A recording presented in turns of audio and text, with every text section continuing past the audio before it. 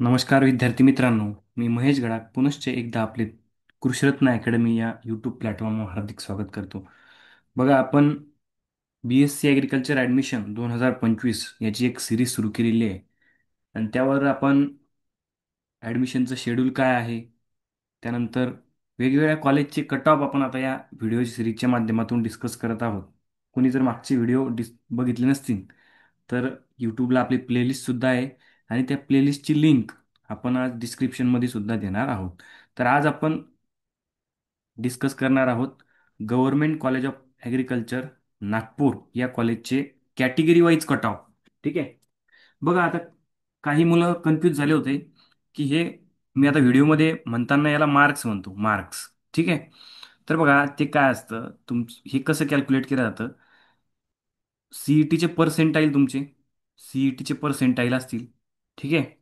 त्याच्यानंतर तुमचं हे पाय सीईटी सीईटीचे पर्सेंटाईल प्लस तुमच्याकडे जर 7-12 असेल. ठीक आहे. 7-12 असेल तर त्याचे 12 मार्क्स तुम्हाला भेटतात. म्हणजे सीईटीचे जे काय असतील ते नंतर 7-12चे 12 मार्क्स प्लस तुमच्याकडे जर क्रॉप सायन्स असेल, क्रॉप सायन्स. ठीक आहे. तर याचे 10% असतात. प्लस एखादं सर्टिफिकेट वगैरे असेल तर त्याचे NSSNCचे त्याचे 2% असतात. पण बघा, आता सीईटीचे मार्क्स तुमचे तसेच राहतात. हे ह्याची टोटल जर केली, 7-12 प्लस क्रॉप प्लस एखादा सर्टिफिकेट वगैरे असेल तर 12 22 आणि 2 24 होतात.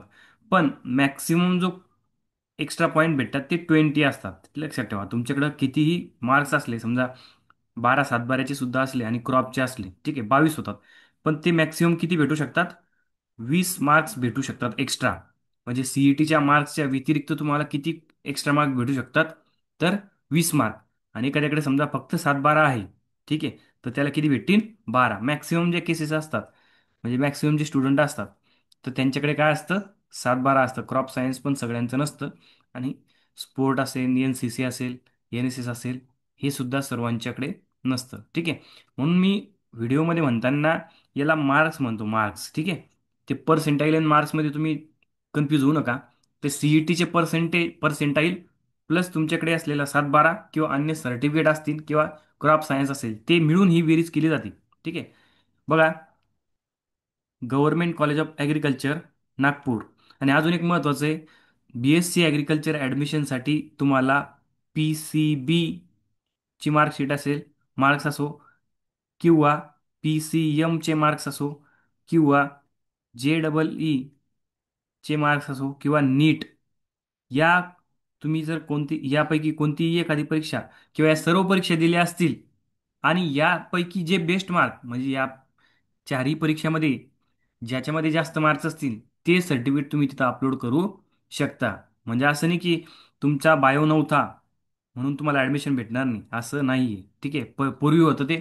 पण आता तुम्ही PCBची CET द्या, की PCMची द्या, JEE द्या, नीट द्या, हे कोणतीही CET असेल तर त्याचे जे मार्क्स असतील तर ते आपण इथं BSc ॲग्रिकल्चरच्या ॲडमिशनसाठी चालू शकतात. लक्षात घ्या. बघा, नागपूर गव्हर्नमेंटचं जे कॉलेज आहे, डॉक्टर पंजाबराव कृषी विद्यापीठ अंतर्गत येणारं एक महत्त्वाचं आणि चांगलं कॉलेज आहे. त्याचे कट ऑफ आपण आज डिस्कस करणार आहे. SC कॅटेगरी आहे, जनरल आणि महाराष्ट्र कोटा बघा. आणि फिमेल जर असेल तर 103.79. नंतर SC category general, Maharashtra quota, boys 101.34. नंतर ST general, Maharashtra quota, female 101.73. नंतर ST general, Maharashtra quota, boys 84.98. ठीक आहे. नंतर ओपनची ॲडमिशन आहे, प्रोजेक्ट अफेक्टेड. ठीक आहे, फिमेल 63.20. नंतर open general, Maharashtra quota, female 109.85. ठीक आहे. नंतर open project affected, Maharashtra quota, boys 99.28. Open defence person म्हणजे ज्यांचे आई वडील संरक्षण क्षेत्रामध्ये आहे. ठीक आहे. तर ते डिफेन्स पर्सन जे असेल आणि महाराष्ट्र कोर्टातले ॲडमिशन बॉईज 102.35. हे कट ऑफ जे आहेत ते कॅप राऊंड 3. ठीक आहे. कॅप राऊंड 3 मध्ये शेवटचा जो विद्यार्थी असेल त्याचे हे मार्क्स आहे, कट ऑफ मार्क्स. ठीक आहे. याच्यापेक्षा जास्त मार्क्सवर ॲडमिशन झालेली आहे पण हे कट ऑफ म्हणजे शेवटचा कोणता होता, समजा आता एक ओपन आहे आणि पीएचचा शेवटचा कॅन्डिडेट महाराष्ट्राकडून ऍडमिशन झालेली आहे बॉईजमध्ये 88.94. कॅप राऊंड 3चे आहेत बरं का. ठीक आहे. स्पॉट राऊंडचे कट ऑफ नाही इथे. म्हणजे याच्यानंतर जो राऊंड असतो तो स्पॉट राऊंड असतो, याच्यामध्ये थोडाफार चेंज असतो. पण हे जे सीईटी सेलनं दिलेले आपल्याला 3 राऊंडचे कट ऑफ दिलेले आहेत, तर यानुसार आपण निर्णय घेऊ शकतो की आपल्या या कॉलेजला, पर्टिक्युलर कॉलेजला नंबर लागू शकतो का, कमी जास्त मार्क्स तुमचे असतील तर. नंतर open general Maharashtra quota boys 110.23. नंतर V J A general Maharashtra quota female 107.70. नंतर V J A general Maharashtra quota boys 108.87. नंतर N T B not allotted आहे. ठीक आहे. नंतर N T C general Maharashtra quota female, N T C general Maharashtra quota female 101.50. नंतर N T C general Maharashtra quota boys 108.52. नंतर N T D general Maharashtra quota boys 104.48. नंतर OBC general असेल Maharashtra quota female 107.68.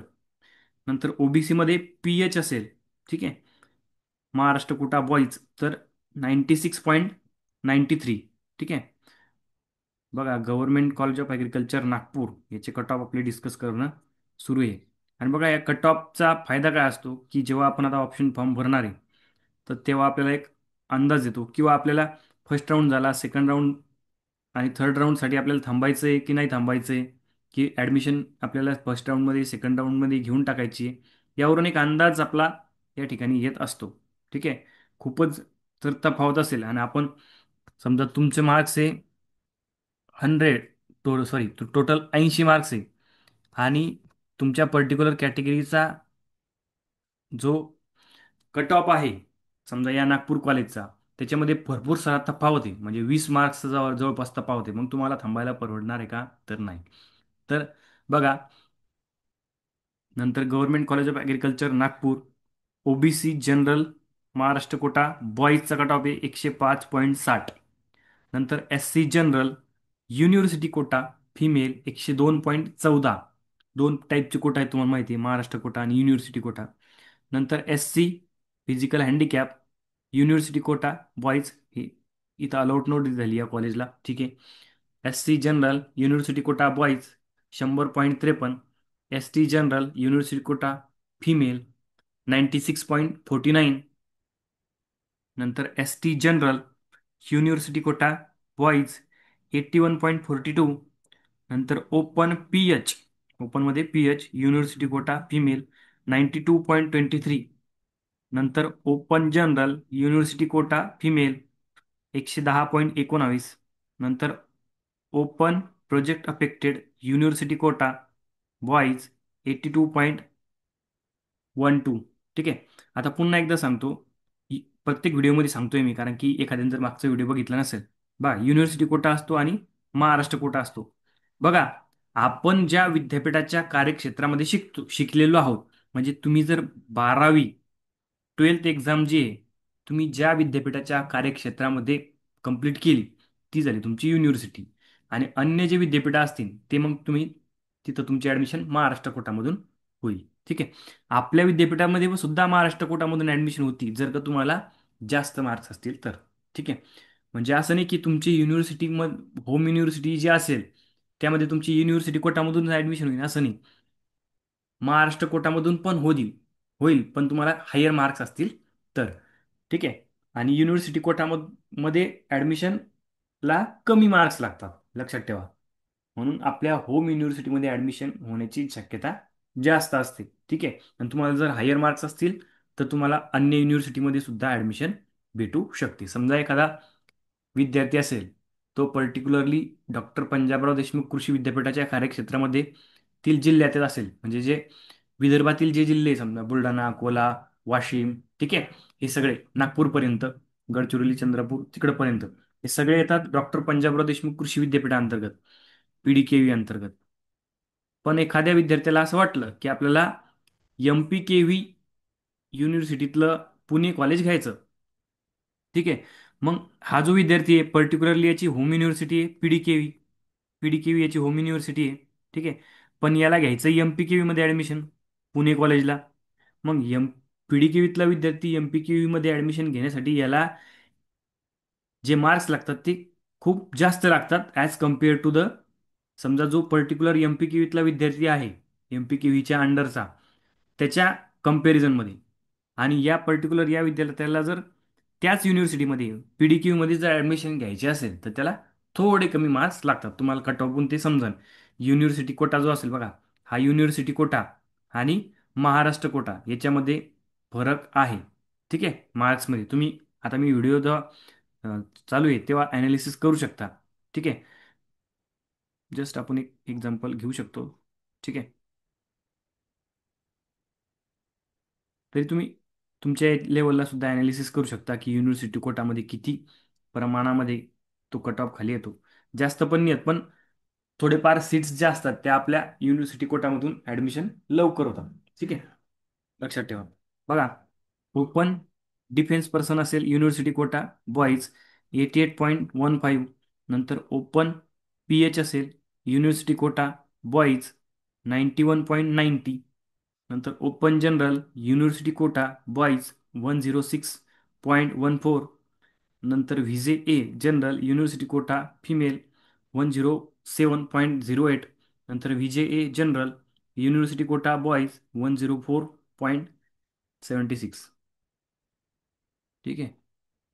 तुमची caste कोणती आहे आणि तुमच्याकडे असणारी रिझर्वेशन्स. ठीक आहे. प्रोजेक्ट अफेक्टेड असेल, कोणी DP असू शकतं, डिफेन्स पर्सन. ठीक आहे.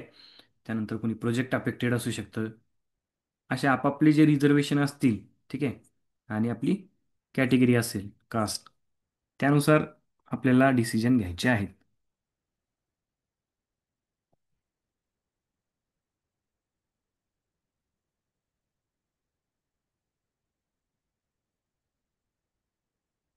ठीक आहे. त्याच्यानंतर बघा, college of agriculture Nagpur, government college of agriculture Nagpur बघतो आपण. NTB बघा, general university quota female 104.76. NTB general university quota boys 101.56. ठीक आहे. NTC general university quota female 104.65. नंतर NTC general university quota boys 102.08. नंतर आहे तुमचं NTD general university quota female 102.39. नंतर NTD general university quota boys 107.01. नंतर आहे OBC general university quota female 107.39. नंतर OBC असेल आणि प्रोजेक्ट अफेक्टेड असेल युनिव्हर्सिटी कोटा बॉईज, यांचा मागच्या वर्षीचा कट ऑफ लागला होता 52.86. मग इतका कमी लागेल का यावर्षी? तर जर का एखाद्या विद्यार्थ्याला जास्त मार्क्स असतील, ठीक आहे, तर ते जास्तही लागेल किंवा याच्यात कमी सुद्धा येईल, कारण की प्रोजेक्ट अफेक्टेड कमी लोक असतात. लक्षात ठेवा. OBC PH university quota boys 89.59. नंतर OBC general university quota boys 107.14. Open असेल आणि OS other state Maharashtra quota boys 91.97. नंतर SBC general university quota boys 99.87. नंतर EWS बघा, EWS असेल जनरल महाराष्ट्र कोटा बॉईज 80.49. नंतर EWS general university quota female 82.60. नंतर EWS general असेल युनिव्हर्सिटी कोटा बॉईज बघा 25.06. बघा किती कमी याच्यावर हे लागलेलं आहे. ठीक आहे. EWS general university quota boys. पण आता हा कट ऑफ एवढाच राहील का? मग एखादा विद्यार्थी समजा त्याला मार्क असतील 30 मार्क असतील, त्याला असं वाटेल की बाबा आता 25 कट ऑफ लागला होता, आपल्याला थांबायलाच पाहिजे. तर बघा, जर का EWSचे कॅन्डिडेट भेटले नाही म्हणून हा कट ऑफ इथं लागला होता. पण तुम्हाला स्वतःला माहीत थोडी आहे की EWSची इतकी कॅन्डिडेट आहेत, इतकी कॅन्डिडेट आहेत. पण तुम्ही स्वतःचं डिसिजन स्वतः घ्यायचा आहे. मी फक्त मागच्या वर्षीचे कट ऑफ तुम्हाला सांगतोय, सजेशन देत नाहीये. नंतर OR म्हणजे ऑर्फन म्हणजे अनाथ, त्यांना जे की 1% रिझर्वेशन आहे. Male boys, sorry, Maharashtra quota boys 60.15, 60.15.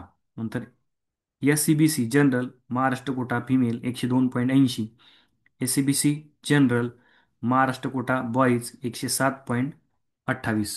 ठीक आहे, एक मिनिट क्लिअर करू फक्त.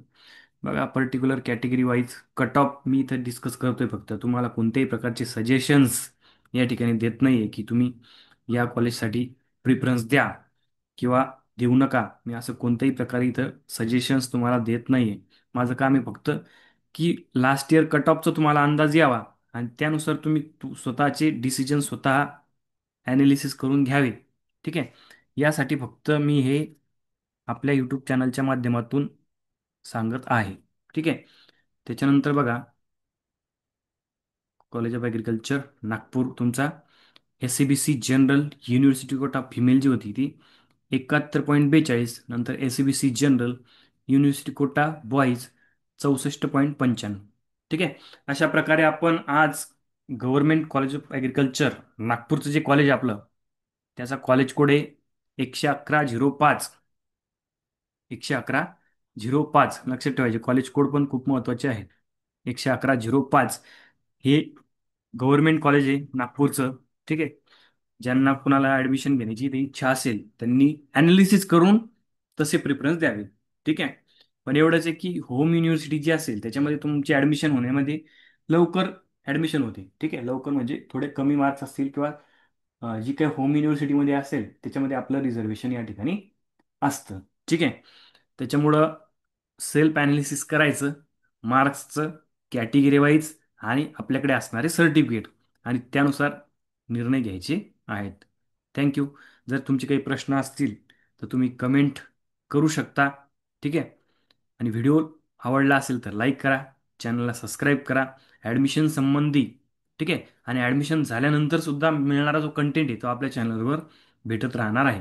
कारण की तुम्ही एकदा का ॲग्रिकल्चरमध्ये ॲडमिशन झाली त्यानंतर आपल्याकडे आपल्या चॅनलवर काय आहे की ॲग्रिकल्चरचे जे कोर्सेस आहे त्याचा आपण स्टडी या चॅनलच्या माध्यमातून घेत असतो.